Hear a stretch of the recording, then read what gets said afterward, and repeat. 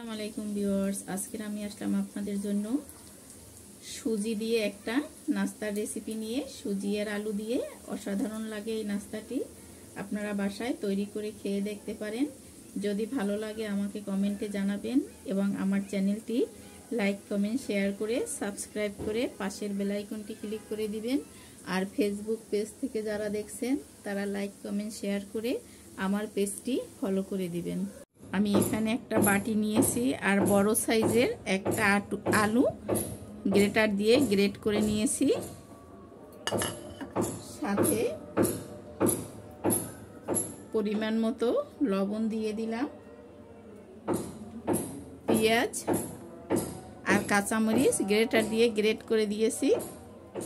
আর ধনিয়ার গুঁড়া দিয়ে দিলাম 1 চামচ, আর টালা জিরের গুঁড়ো দিয়ে দিলাম 1/2 চামচ। এখন আমি হাত দিয়ে ভালো করে এগুলা কষলিয়ে কষলিয়ে একটু নরম করে নিচ্ছি।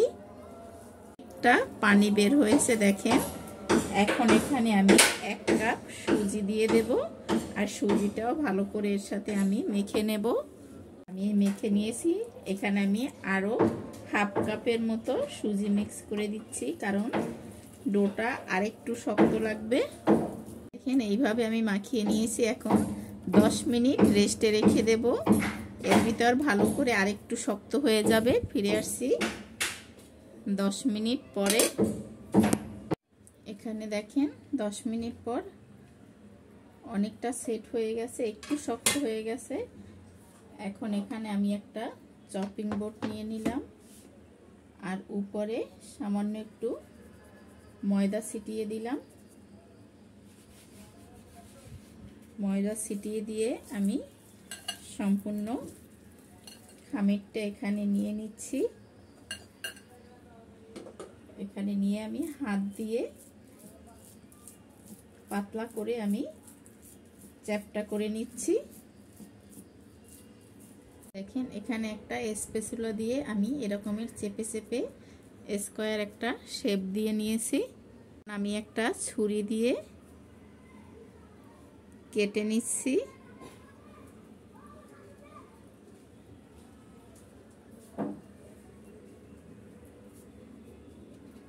এইভাবে আমি ছুরি দিয়ে লম্বা করে আগে কেটে নিচ্ছি।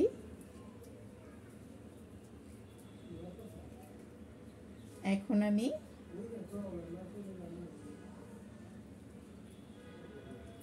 এইভাবে কেটে নিচ্ছি। আবার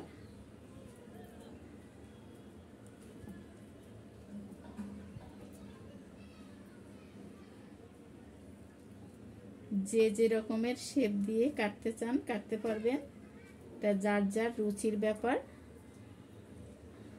এখন এখানে আমি এরকমের 3 কোনা করে আবার কেটে নিচ্ছি।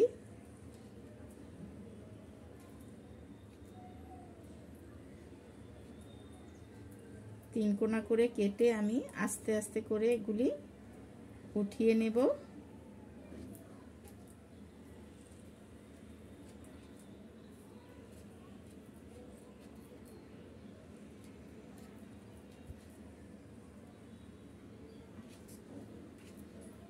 একইভাবে সবগুলোই আমি কেটে নিলাম। এখন আমি আস্তে করে উঠিয়ে নেব। এখন সবগুলো কিন্তু আমার বানানো হয়ে গেছে। আমি এখন ভেজে নেওয়ার জন্য চুলার কাছে যাব।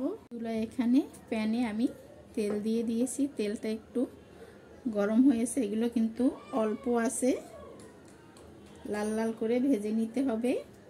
অতিরিক্ত বেশি চুলার জাল বাড়িয়ে দিয়ে কিন্তু ভাজা যাবে না, তাহলে কিন্তু ভিতরটা হবে না আর উপর থেকে পুড়ে যাবে। তো সাবধানে মিডিয়াম টু লো আছে আস্তে আস্তে করে ভেজে নিতে হবে।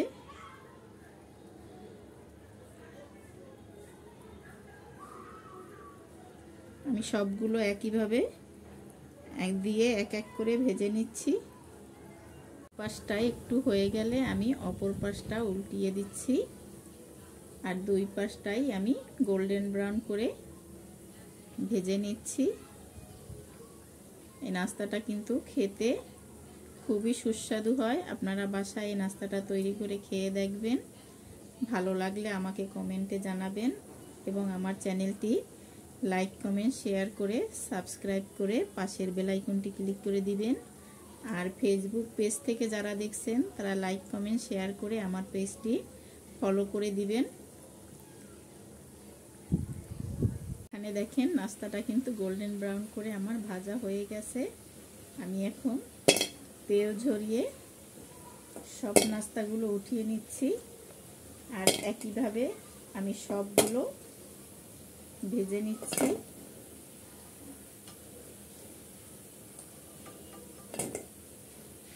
এই নাস্তাটা কিন্তু এমনিতেই খেতে অসাধারণ লাগে, আপনারা বাসায় বানিয়ে দেখবেন। নাস্তাগুলো কিন্তু আমার রেডি হয়ে গেছে। নাস্তাগুলো অসাধারণ লাগে, এটা কিন্তু খুবই মসমসে এবং ভিতরটা নরম আছে, খেতে অসাধারণ। আপনারা বাসায় এই নাস্তাটি তৈরি করে খেয়ে দেখবেন। ভালো হলে আমাকে কমেন্টে জানাবেন এবং আমার চ্যানেলটি লাইক কমেন্ট শেয়ার করে সাবস্ক্রাইব করে পাশের বেল আইকনটি ক্লিক করে দিবেন। ফেসবুক পেজ থেকে যারা দেখছেন তারা লাইক কমেন্ট শেয়ার করে আমার পেজটি ফলো করে দিবেন।